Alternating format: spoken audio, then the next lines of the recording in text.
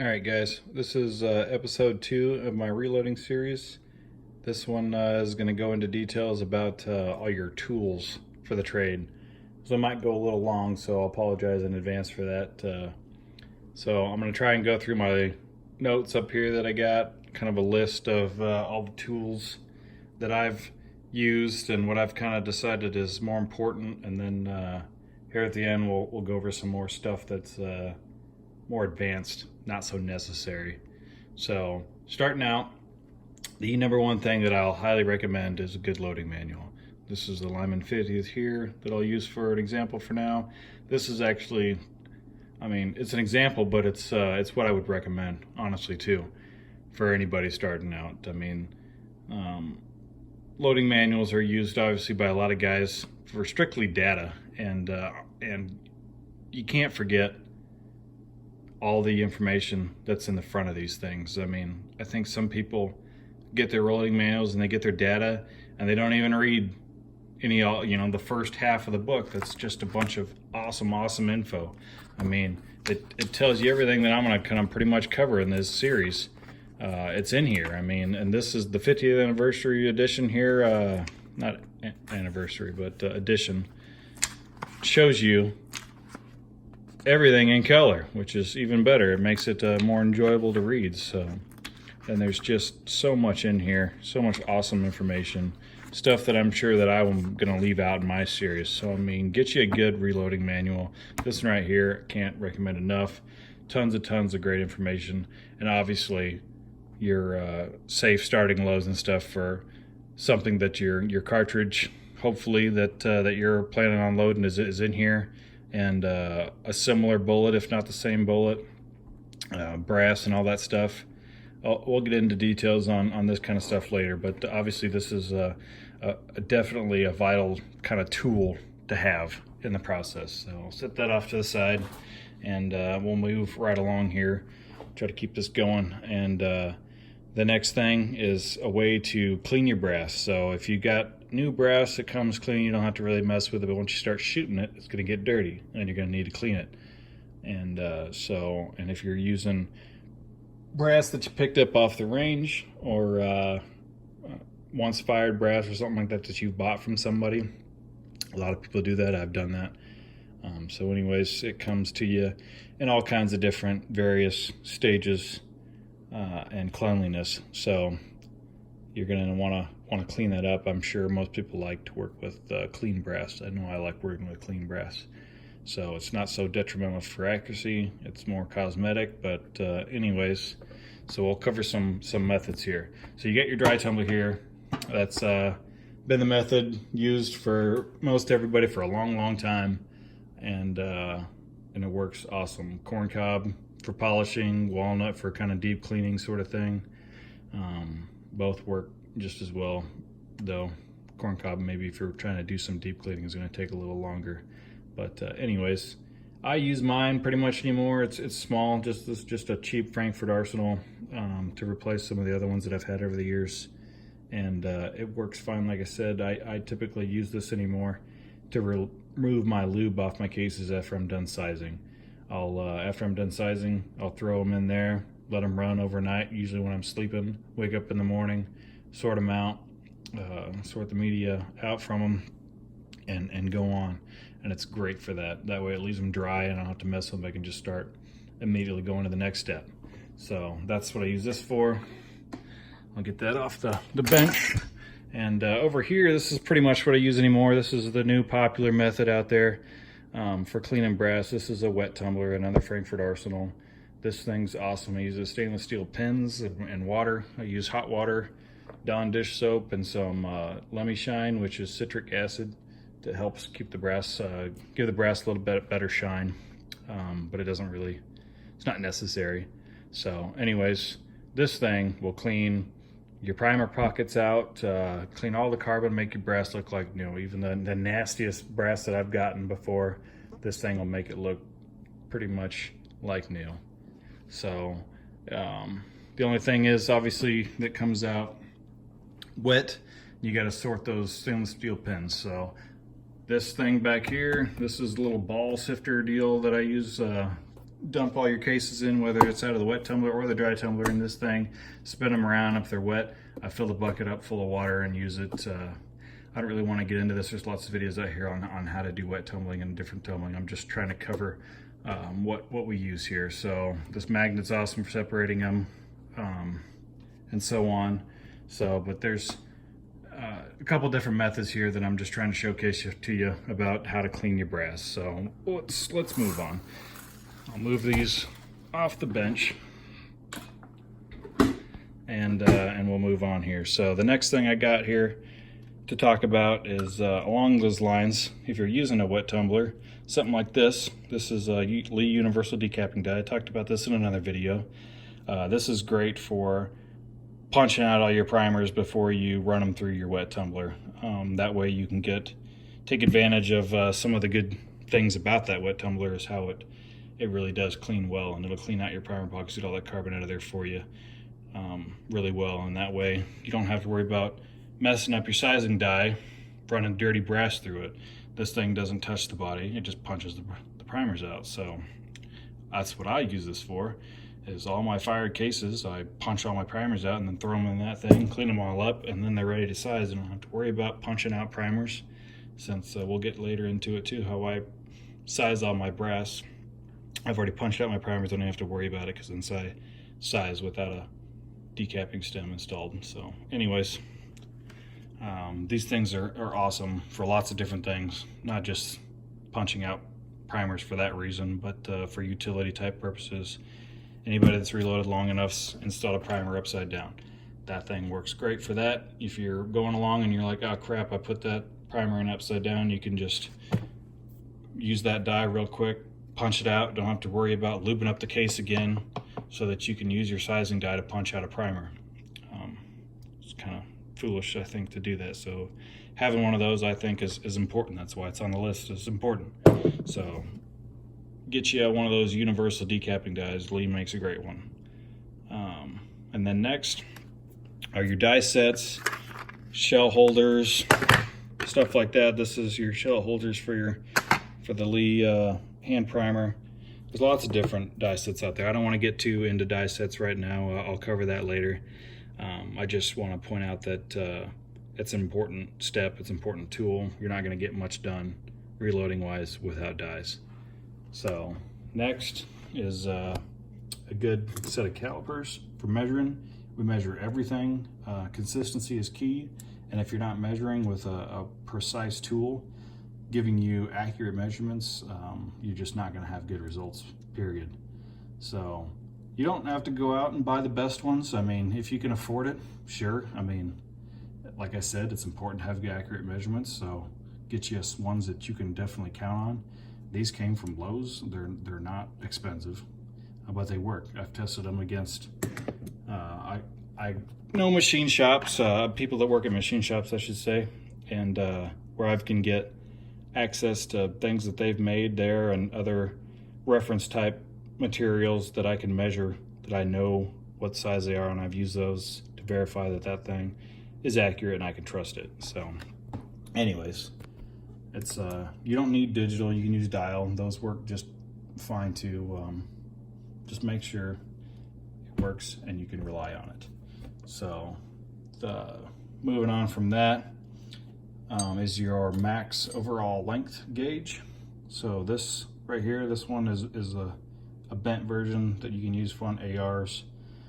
It's handy for that, but this thing is very important to help you determine how far off of your lands your bullet is when you seat it. So why that's important is so that you can increase your accuracy and you know where a safe seating depth is for your bullet, right?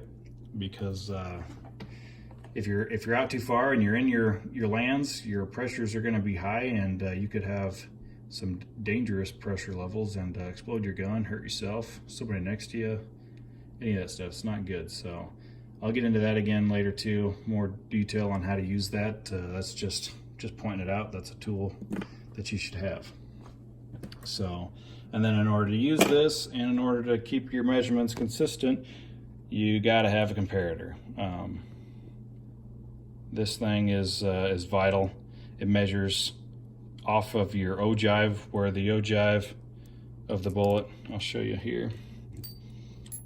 Try anyways with one hand, bear with me. So that goes over there and it measures off of where the junction is for the ogive and your bearing surface, and gives you a much more precise measurement on your overall length for your cartridge. We'll get into that again, like I said, in more depth later. So moving on here, next, these are all your other inserts for that. You can use these two for measuring your headspace for your case, measuring off your shoulder. There's lots of things that you can use with that. So anyways, looking at my list here again, bear with me. Lubricant. So yeah, there's lots of different ways to lube your cases, but it's important and vital that you do. You're gonna get stuck cases if you don't. I've been fortunate enough, I've done my due diligence to make sure my cases are lubed, and I've, knock on wood, never had a stuck case. As crazy as that may seem, I've loaded thousands and never had a problem. So anyways, my preferred type of lube is Dillon Case Lube right here. This is the same with what I use, which all it is lanolin and alcohol, so mixed together. And here's your liquid lanolin. This is what I use to buy this. You can get it on Amazon. And mix some of this with some high percentage alcohol, like 99% isopropyl alcohol. Mix them together, and that works really well. I mean, obviously there's all kinds of different methods or lubes out there. Imperial Sizing Wax works great. A lot of people love that stuff. Hornady One Shot works well. I've used that stuff before. I've never had problems with it. Some people use it and I don't think they let it dry out, or they don't mix it well before they use it, and they've gotten stuck cases with it. I've never had a problem with it. Anyways, this stuff is cheap. That's why I like it. It works great, and I can make tons of it with just that one bottle and some isopropyl alcohol. So, but lube is important. So anyways, next you're gonna need some loading blocks here to hold your cases while you're working on them in all your different stages, priming, sizing, all that. Like, these are vital. They're awesome to work with, instead of just having cases laying around everywhere. So get you some loading blocks, and then after you start seating bullets and stuff, you're gonna need something here to hold on to those and keep them for you and keep them safe. And you can see here, this is some that I've loaded up that I'm getting ready to go shoot, and I've got all my information here on what's what powder, what's what here for going out and shooting a ladder, and I got them separate here so I can go out and shoot these and work on load development for 223 there. So having a way to hold your ammo is pretty important, so I would put that definitely on your list there. Next, you're gonna, after you size all your cases, you're gonna need to trim them all, because that's it's vital in order to have your cases trimmed, so they're not too long and they're not smashing into your chamber and essentially crimping themselves into your bullet and creating a pipe bomb and an explosion that you don't want. So let's get into some of the different ways of trimming that I've got. This is your lathe style trimmer over here. This works great. I use it for lots of different things. It's pretty precise, and it's able to adapt to pretty much any cartridge that you got out there.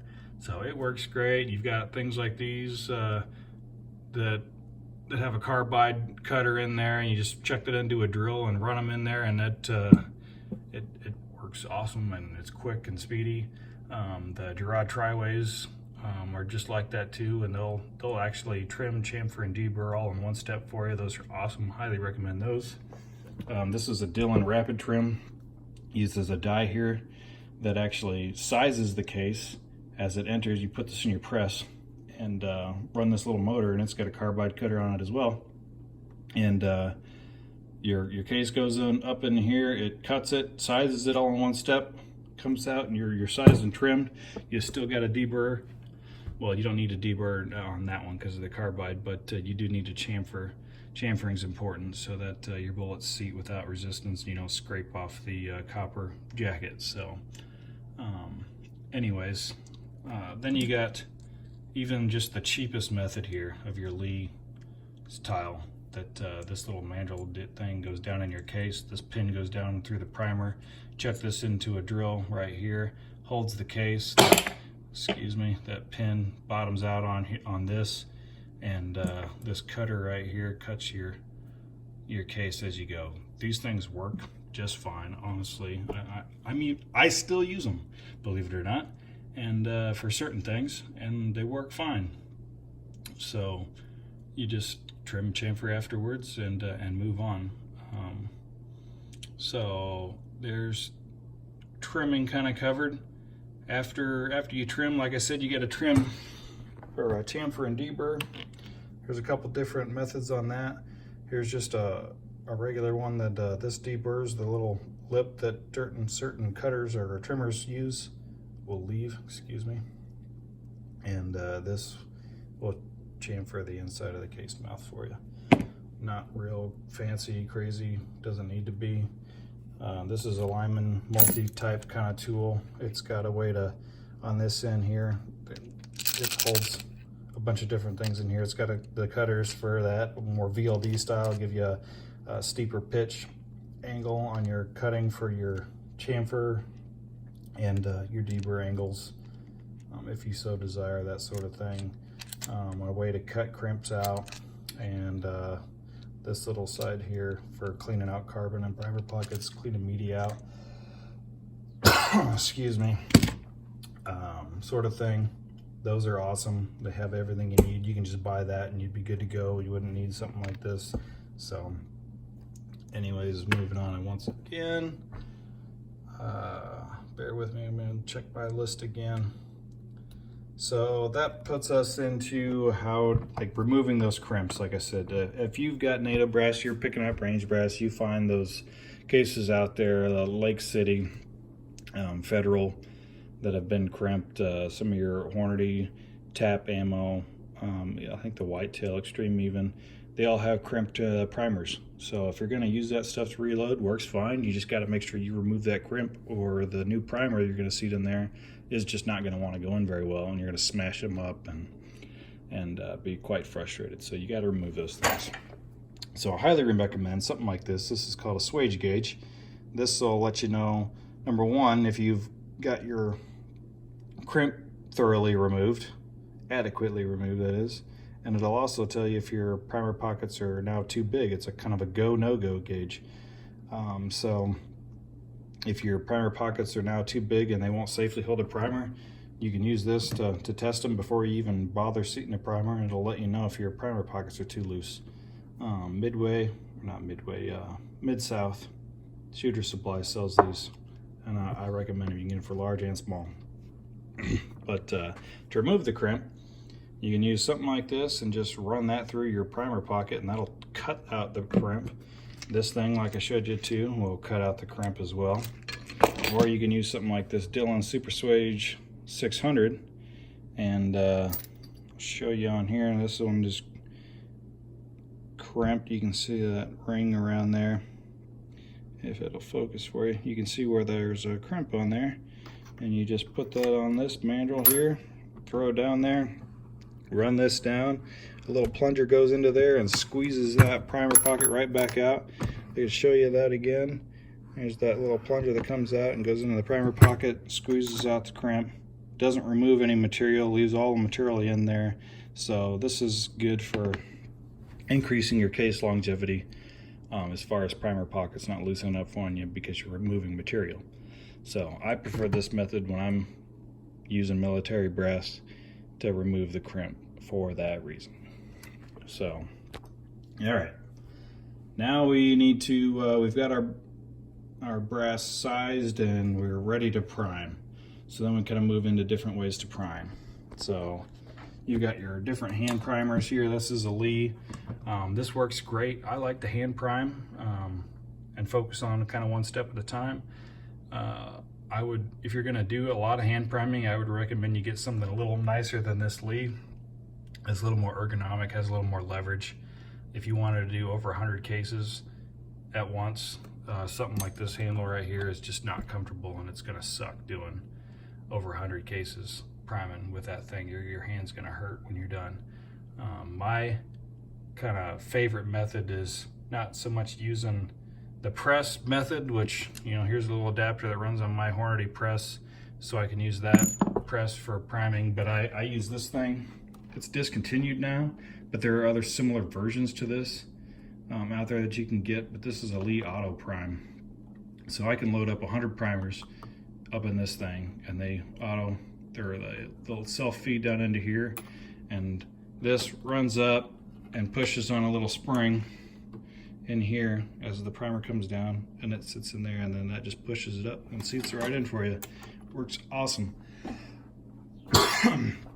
So that just kind of gives you an example of how there's multiple ways out there to prime. You can use your press too. A lot of people do that. That's not the point. The point is kind of show you some of the different things. You're going to need a way to prime. So here's a couple options for you. And then after you're primed, then you're ready to put, charge your cases with powder. So you're going to need a good scale. A lot of people use beam scales. They work great. I think they're slow and tedious. I don't like them for that reason, but they work fine. I like digital scales because they're a little bit quicker and more precise. I don't have to worry about the beam bouncing around on me and waiting for that to settle down. So I like digital scales. You just got to make sure you get one that you can count on as reliable and is within the accuracy that you desire. So most of your scales that people use, including this one right here, this Frankford Arsenal Platinum, is accurate within 1/10 of a grain. So, and that's going to work well for most people, honestly. When you start getting into competition shooting, maybe long range shooting on your own, or long range hunting where accuracy is important, you might want greater accuracy than that from powder, especially if you're an awesome shot and the only thing that's in between you and better groups out there and better accuracy is your powder scale not producing as accurate results. Then you can upgrade yourself to one of those FX 120s or your Gem Pros and other scales, that are way more advanced, really expensive obviously too, that'll give you better accuracy. So, but as long as it's actually consistent and it doesn't drift around on you like crazy and drive you nuts, that's what's most important. This thing doesn't drift on me. It works great. I can load all day on this thing and it works fine. It has a battery, or I plug it in. It's not affected by any of my lights or anything like that. So I don't have problems like that. Some do. Read reviews, see if the one that you're looking at has those kind of issues, and maybe avoid it if it does. So then obviously the scale is important, and so is a way to get the powder to the scale. So here's some few options. I got my Hornady Power Throw here, my Lee Auto Drum that I've showed you before that works great for running progressively, and then I got my bench mounted powder throw that's also a Lee here that I use to actually dump my powder, to set it up, get me close, and then dump that and use my scale over here to verify and pour my charges. So, and that moves us into the funnel. So after we get our powder thrown here, we need to get it into the case. So lots of different funnels out there. This is just a cheap Lee. You can get yourself some dryer sheets. If you run into static problems, rub a dryer sheet on there, get rid of your static. Excuse me. There are funnels out there that have anti-static kind of properties to them. Those are nice. They're a little more expensive. Dryer sheets work fine for me. So I stick with the old Lee. It works fine for me. So then another thing that I kind of want to talk about is drop tubes. So if you're running compressed cases full of powder like I do for reasons I'll get into later, you might have issues with getting your powder all the way down in the case and not smashing it with a bullet. So drop tubes can help with that. It helps you drop the powder from higher up, and it falls down into the case and kind of stacks itself in there a little bit better and tighter, and settles down in the case, and will give you better, not such a full case to where you're really smashing the powder down. So anyways, I just want to show you a little trick. This is just a large primer pickup tube, a Hornady, that I use with my Progressive, and it works awesome for that. This little tapered end here, excuse me, they use to pick up the primers will fit in pretty much anything down to 223 up to 30 cal at least. And so you use this, put it down in the case, take your funnel here, put it on there, and you just set that down in your case, pour your powder in from up there, and you've got yourself a drop tube that's super cheap if you don't already have one, and it works just fine. 15 inches right there. I have no issues getting powder to fit for a safe charge to fit in a case without smashing it down and crunching powder and all that stuff. So there's a little tip for you. Works awesome. So moving on here, we talked about the drop tubes, powder dispensers, concentricity gauge. So I don't have mine right now. I lent it out to a buddy, but I just got a little Sinclair that uses ball bearings. You run it on there, and all it's made for and does, it'll read out your run out on your bullet, which is important, and I'll get to that again, like I said, later. So you've got your kind like Sinclair that don't allow you to fix it. Your Hornady kind will allow you to fix it, although I don't recommend that you fix it, quote quote, because by fixing your run out, you're only creating another problem. You're actually compromising your neck tension. So yeah, you might fix your run out, but now you're compromising your neck tension on that round, and neck tension to me is more important. What I found is more important than run out even. So you might fix one problem and just create yourself a worse problem.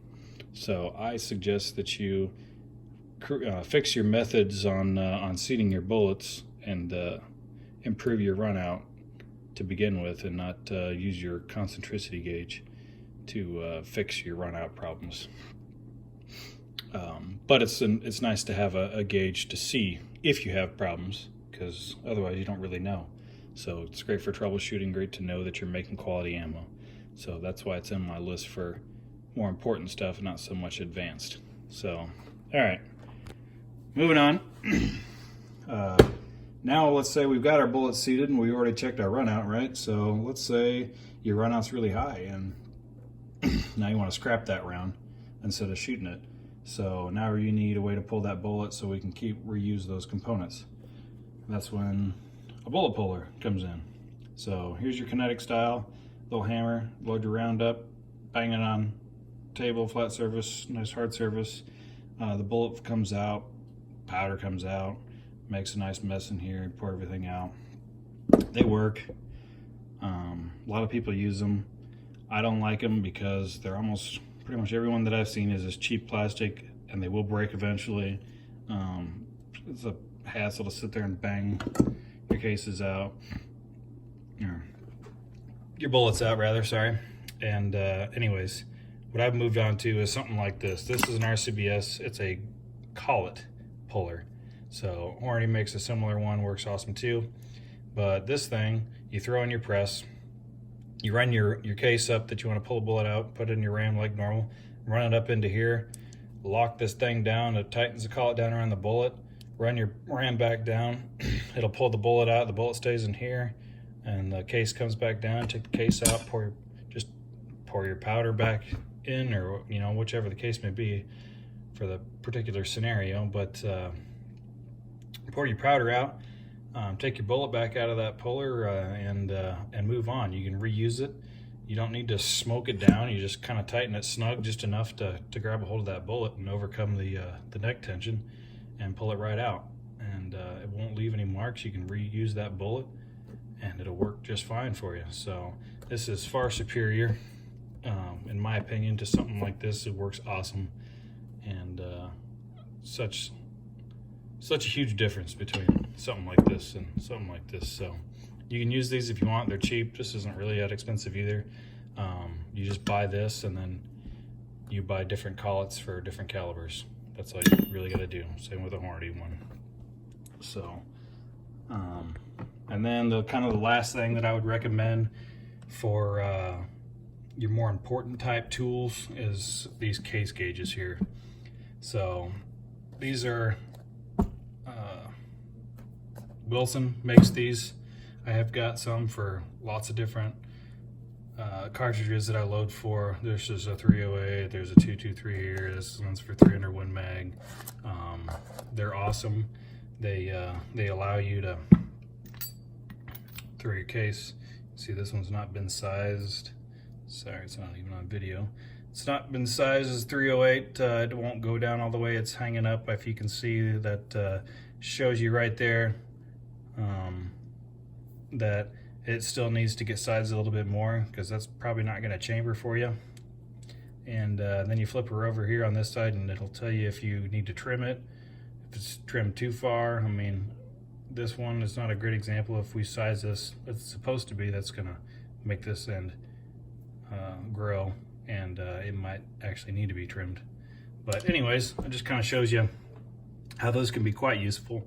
If you're wanting to size everything exactly the same, those are handy. If you want to size it just bump shoulders, maybe 2/1000ths of an inch, and make your cases a little more custom to your chamber, those aren't that great, because those aren't cut to your chamber, right? So if you want to do that, they're not going to work that well for you. If you're making ammo for like ARs and you want everything sized down nice and small so it feeds really reliably, those are good to make sure that everything's sized well for you. So they can be great tools for you. I recommend them, especially for people starting out, to make sure that your cases are sized properly and they're going to chamber for you. So, all right, so that's basically the gist of my basic list. So, half hour later. All right, now, so to cover the more advanced type kind of tools, we'll move on here now and start with the neck turner. So this is from K&M, obviously, and this is a great style of neck turner. This one here has the on the mandrel, if you can see it here. Let me try and get this better focused.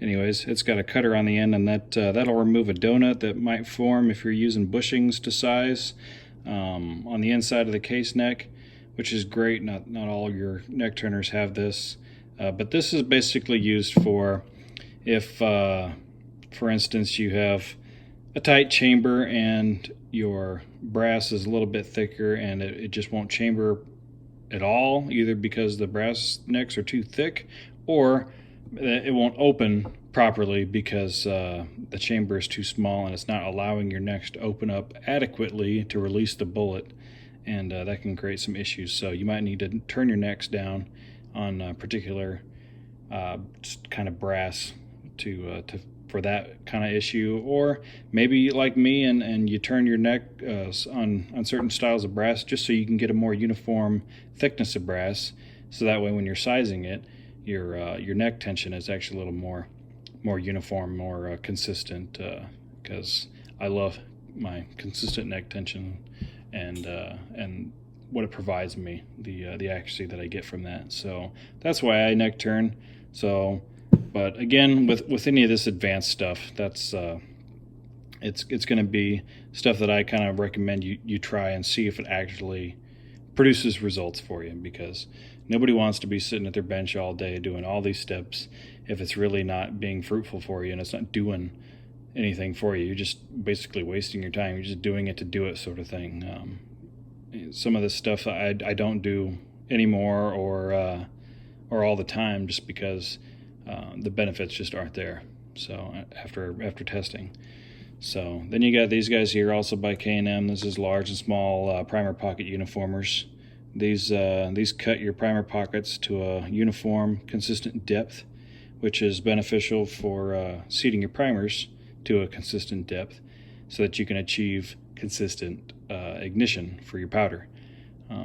Consistent ignition in that scenario is vital for also lowering your extreme spread, standard deviation sort of thing. So this can help with that. If you've got some primer pockets that are kind of punched weird, some cheaper brass and stuff like that can be handy for you. If you're finding after you fire cases quite a bit that your primers aren't seating in there below flush like they should be, this can help. This can kind of cut that primer pocket back to the depth that it needs to be at. So these can be beneficial, maybe not even right away, but after a while of firing a case, maybe you need something like that to get your primers back seated to the proper depth. So, and then this here is a style from RCBS of a flash hole deburrer. So you put this down in the case, use a little end of this to cut, and that'll cut the burrs out of your flash holes.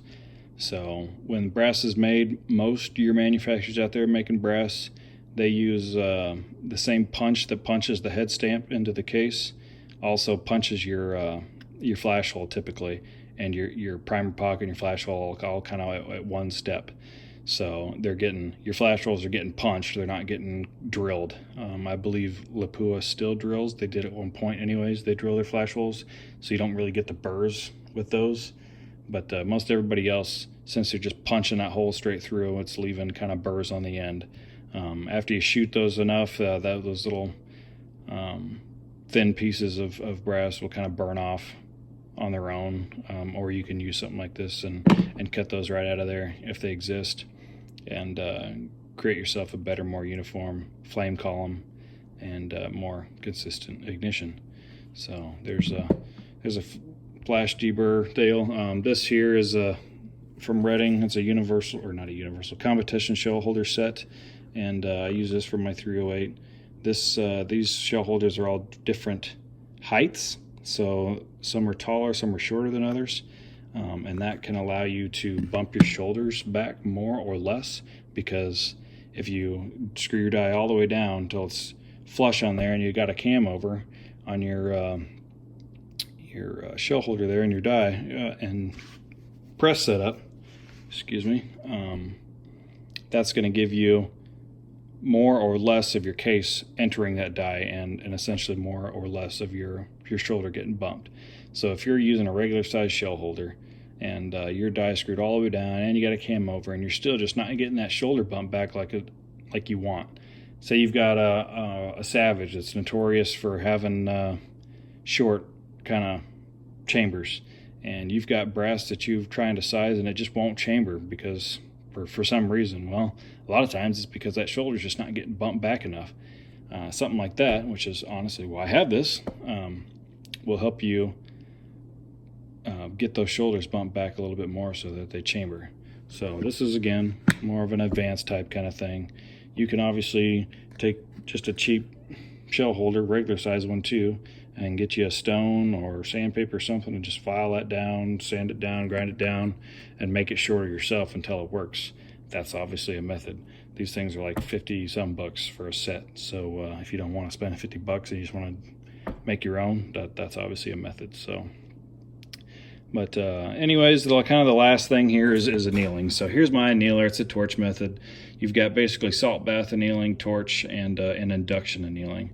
I think induction annealing is the most tried and true, gives you the best results because of how it heats the brass, but they can all work. So I'll touch on annealing later, but here's an example of an annealer, and that's what I would still consider more of an advanced type kind of thing. So, all right, gonna draw this to an end. We're well over half an hour here, so I don't want to bore you guys here. This is kind of boring stuff. It's just your basic tools, but I do feel like it's important, so we've got it covered now. So the next episode, I'm going to start going into brass prep, so hopefully maybe that'll be a little more interesting for you. I'll show you how I use it. I'll show you those mandrels and stuff like that, and or how I do it, I should say. So hopefully, like I said, you'll find that interesting. So thanks for watching. Hope you made it all the way through, and look for that next episode coming soon. Thanks, guys.